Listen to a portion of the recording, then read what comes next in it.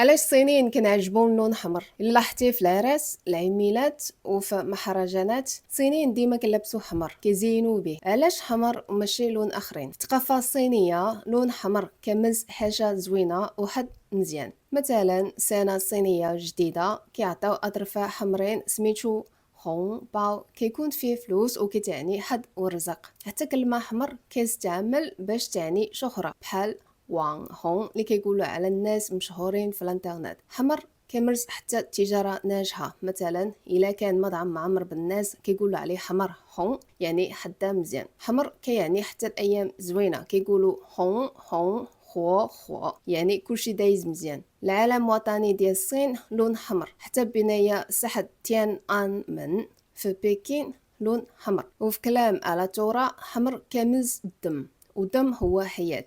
صين جديدة كانت تحيا الناس اللي ماتوا في حرب، داكشي علاش حمر كيعني نصر. في اعياد وطنيه كيزينوا بلاد باللون حمر بحال العلم. الى رجعنا التاريخ الاسره حان، حمر كان هو اللون الامبراطوري كيعني احترام وقوه. حتى من قبل حمر كيمز شمش، يعني قوه ودفء. داكشي علاش من زمان العسان جداد كيلبسوا حمر في العس. هاد العاده مازال مستمره حتى دابا، والعراس الصينيه التقليديه مازالين مزينين بحمر. كيكون حتى في الدعاء الزوجي باش تكونوا حياته مزيانه وبخير.